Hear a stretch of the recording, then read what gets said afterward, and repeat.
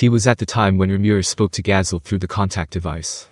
Gathered inside the gates of the Dwarven Kingdom were about 15,000 soldiers, the First Legion led by Gobta, about 12,000, and the Third Legion led by Gabil, about 3,000. Instead of going inside the cave, they camped in the plaza at the outer edge. The inhabitants of the hotel town had all gone to shelter without incident, and were currently watching the movements of the Empire. The Empire had not yet sent emissaries to visit, nor had they induced surrender. However, those gathered at the scene were vaguely aware of the impending war between the two sides. The Dwarven legions were also quick to prepare for the war. The Dwarf Palace Knights had 7 units, 2 of which were working units and magic support units, and the generals on the team were reinforcing themselves against the gates, as well as building temporary defensive walls. That earthen wall was built with earthen magic, and with the addition of fire magic, it would gain more strength than brickwork in a blink of an eye. It is then further strengthened to create a defensive wall like a brass and iron wall. These operations flew and went well, and when a triple defensive wall was constructed on the outside of the gate, the heavily armed strike force came out at this time. The generals of the heavily armed strike force had magical equipment all over their bodies, but were very different from their appearance, forming a whole formation with sharp movements. Presumably things had taken a turn for the worse. Yet Gobta and the rest didn't care. Not bothering with the busy dwarves, the members of the First and Third Legions rested individually. As for Gobta and Gabil, they were about to sit down nicely on the ground to eat. A set of tables and chairs were somehow prepared next to it, even a luxurious parasol. Sitting in those pristine white chairs were none other than Testarossa and Ultima. They were drinking tea. The man who served them looked like a butler, and this man was Varen. Externally, he looked to be an old man with a straight back and a very nice posture, standing up straight like a statue. This is so good. What lovely cuisine. I personally love it. I am also content. The taste is fantastic. The more you chew it, the more flavor it has, the better it is. That said, Gobta and the others were eating a meal prepared by Zonda, an attendant of Ultima. Taking the bone meat whole and grilling it, then seasoning it only with salt paste and herbs. It wasn't a meal, it was a dish that Zonda had made by going on a hunt and bringing back the prey. It's a great blessing for us cooks to hear the 2 army chiefs say so. I'm particularly good at making palace cuisine, but not at cooking this kind of food for camping. Please forgive me if I'm rude. With a graceful bow when Zonda finished, he returned to Ultima's side to stand by. The chef's outfit he wore was a 2-piece style, a special cloth from Shuna. A silk weave from the hellmoth is processed and then dyed with a mauve that is the same color as Zonda's hair. The people here wear armor and military uniforms, so Zonda is particularly conspicuous. Even Testarossa and Ultima wore specially made military uniforms. Testarossa wore trousers and Ultima wore a skirt, and although there was a difference, it was undoubtedly a military uniform. Zonda was, of course, particularly conspicuous. Zonda's demeanor was so calm and introverted that it didn't match the battlefield, and even gave the impression that he was a gentleman. However, he was an indispensable figure. His instruction in cooking on the battlefield had grabbed everyone's stomach. On top of that, he was an attendant of Ultima, which was one of the reasons Zonda was free to act.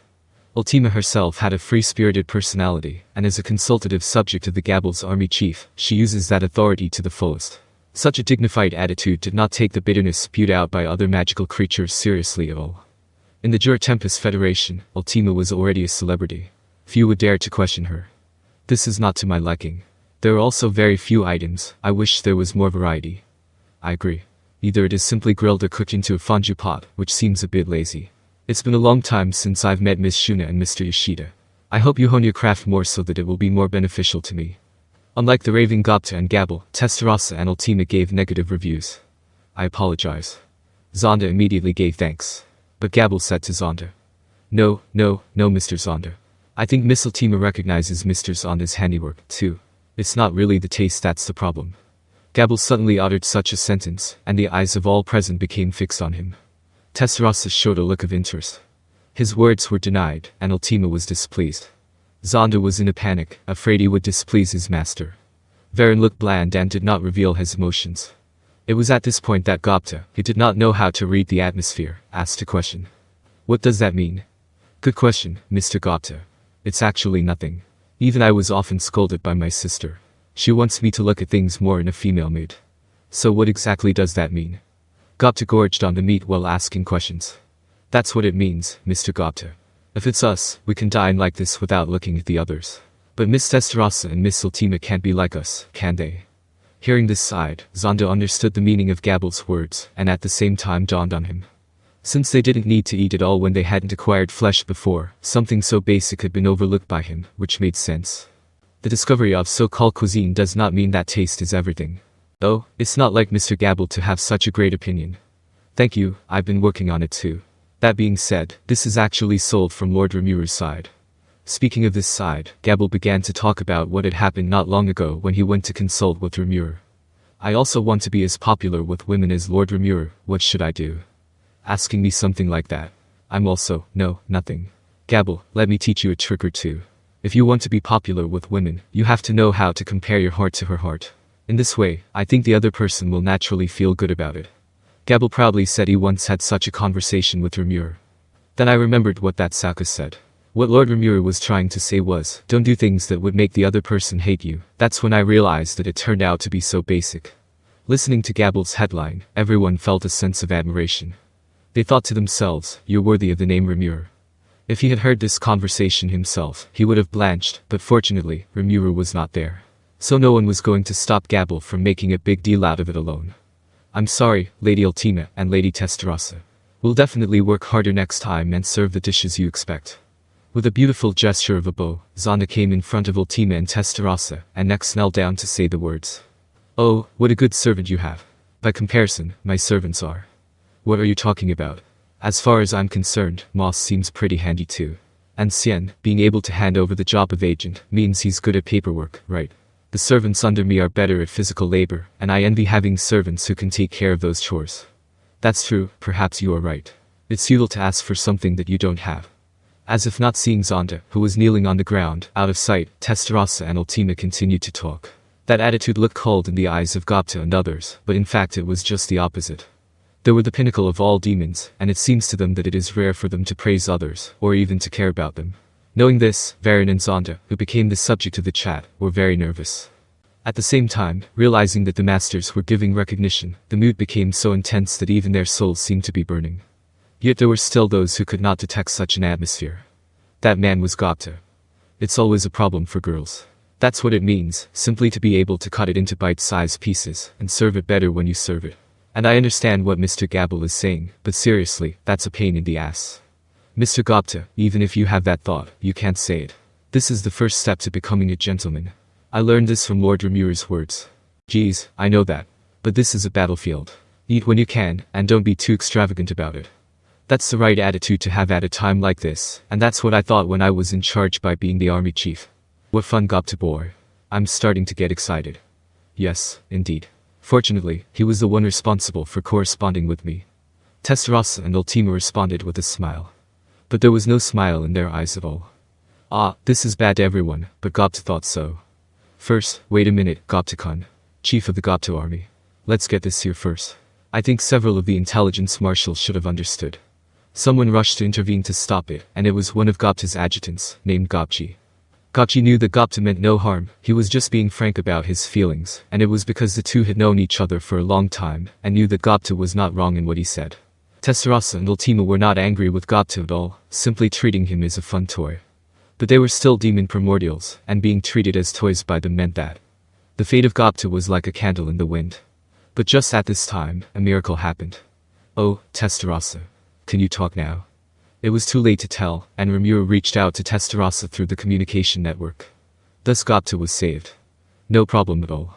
So, Lord Rimuru, what can I do for you? Testarossa fell to her knees on the spot and responded. Upon seeing this, the others around them realized that Rimuru had used the communication network to contact Testarossa. It didn't take long before everyone was on their knees. Rimuru was completely oblivious. Ah, yes. Hold on a second. He said this leisurely, and then this time also contacted Gobta and Gabil using the communication network. Is there a connection? Yes. I'm okay with that too. Feeling a nod from Rimuru after hearing that. What Rimuru said afterwards startled Testarossa and others. I have just discussed this with King Gazel. To take on the Empire, the vanguard goes to us, Tempest, but until then, we have to deal with the Empire first. In fact, he was tempted to attack first, but still expected to go and talk the other side down once before that. Next Rimuru began to state what he had said to Gazel about the good things. Testarossa and neither of them interjected and listened through the instructions. And after that. Then, Lord Rimuru. Can I take care of this negotiation? The discerning Testarossa asked so rhetorically. It sounded like an acknowledgement to someone, but it was actually already a matter of decision in her mind. The question is how to strike a balance with what the other person meant. Yes, that's it. You should also continue to serve as a diplomatic officer on this side, giving you full authority to represent me. You may consult me at any time, granting you permission to contact me through the communication network, and maintaining your equal status with the army commander, in the hopes that you will work together with Gobta and Gabil to make things work. I'll do as you say. At the moment she, like Ultima, had been sent as an ombudsman, but Testarossa was on the other hand the chief of the Western Army. That legion didn't have a chance to appear this time, but its power was the largest in the Monster Kingdom. On the same level as Gobta and Gabil, she was the right man to send as an emissary to the Empire. Good. By the way, it should be dangerous to travel to the Empire as an emissary, is that okay? In this way, Rimuru asked in a worried tone, and the subject, Testarossa, seemed to happily oblige. There is no problem. I will definitely show those who don't know the height of the Empire how powerful Lord Rimuru is. That is, hopefully a war can be avoided if it can, but I don't think that should be possible. So after that, think of the Empire as an enemy, and just wipe them out. Hey. No, well, that's right. Just leave it to your servants. If those people are foolish enough to ignore Lord Rimuru's merciful ultimatum, it is not worth letting them live in this world at all. I will destroy them all. Testarossa was full of killing intent. Gabil, who felt this, was scared to death and thought to himself, I'm a little afraid to compliment such a terrible girl. Conversely, Gobta was as dumb as ever. Lord Rimuru, please be assured. Testarossa had a lot of energy and said some very imposing things the first time she went to war. I'll be right beside her. Don't worry. In this way, the Gobta, who did not know how to read the situation, spoke towards Rimuru. Hey, you. Of course it's me. I am at least a military chief, and I should take responsibility for my position. It is also my duty to guard the tender women. Facing the astonished Rimuru, Gobta finished and straightened his chest. Even Testarossa smiled darkly when she heard it. This kid, he's stupid, but I don't hate it. To be able to misunderstand herself so much, even Testarossa was surprised. While Testarossa clearly did not intend to hide her cruel nature, Gobta was completely unaware of it, making her feel that the man had quite a lot of nerves. I know. Then I'll send Ranga over as well, and you'll go over with Ranga as Testarossa's escort. If the Empire responds to our demands, so be it. If you don't respond, there will be a war on the spot. You must be careful not to die. Leave it to us. I'm the best at running away. Is that so? Then I'll leave it to you. After saying this, Rimuru cut off the communication network. Just like that, the monster army decided to strike. Everyone was quiet, watching the situation. It's finally our turn. Everyone, get your stuff together, we're going on a march. The sound of Gobta's loud voice rang out from the scene. Immediately afterwards, the army of monsters moved out simultaneously,